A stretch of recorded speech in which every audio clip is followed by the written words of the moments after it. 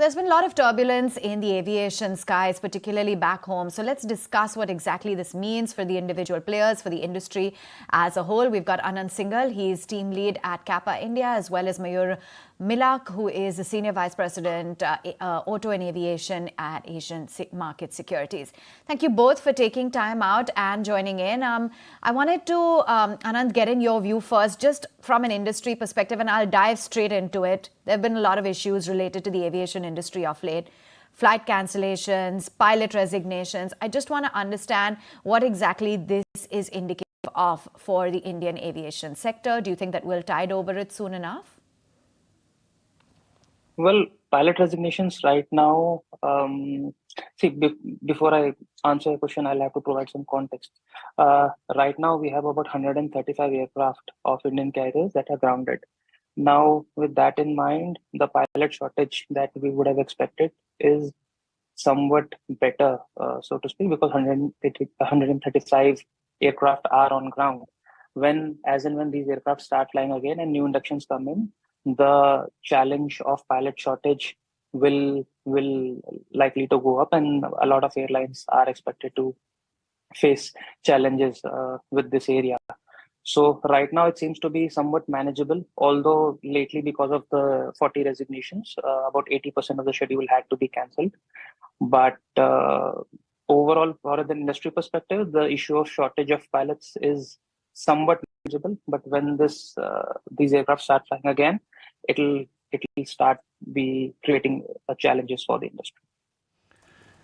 Mayur, specifically to Akasa, if one looks at what has happened in terms of Akasa pilots going to Air India, do you think legally there could be a challenge like this?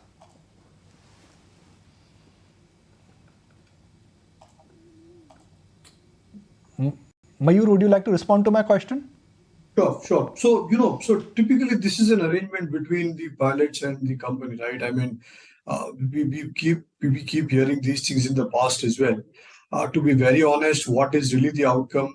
I don't think there is any legal way to understand what is the broad outcome. But yes, I do understand that it puts a lot of pressure and chaos on the entire network. So no doubt, Akasa seems to be super concerned about this issue. Yes. Anant, when GoAir aircrafts were grounded last time, it led to an unusual spike in some of the routes where GoAir was operating. Now that Akasa on an average has cancelled about 400 to 500 flights, and the number was there in July, the number was there in August, the number is there in September, it could increase again in the month of October. Could this have impact on the yields, and could this have impact on the fare prices also, Anant?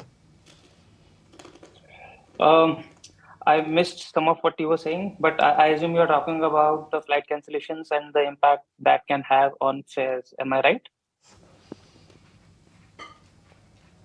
Hello?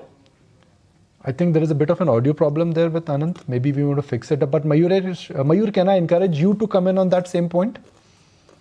Yeah, so clearly, yes. I think whenever there is a supply disruption, you do tend to get the impact on the fare prices. Actually, I would have to believe that you are now going to enter the peak season. So October, November, December typically is the best months for the aviation companies to make money. At a time like this, when your demand is really going to be high, and if you have supply issues at any of the peers, it definitely opens up a huge opportunity for the likes of Indigo. No two things about that. So yes, they are the only ones who are capable to really make up for any loss that happens to any peer airline at this point in time. So they will stand out as a strong beneficiary of this chaos. No two things about that. Okay.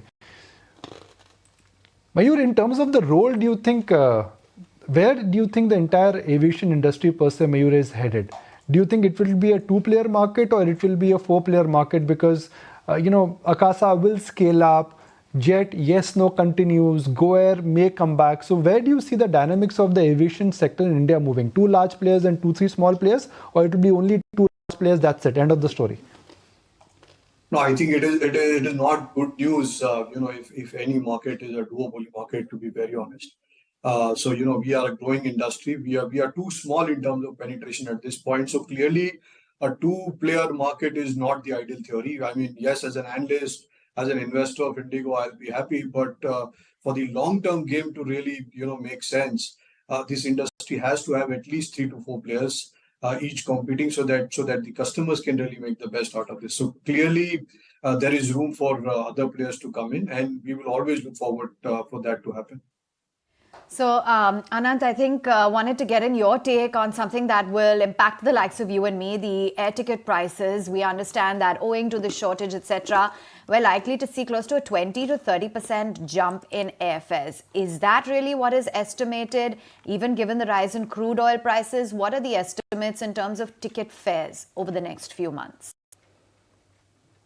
So, before I come to the next few months, first quarter of the fiscal, we had a very, very strong yields that the airlines witnessed.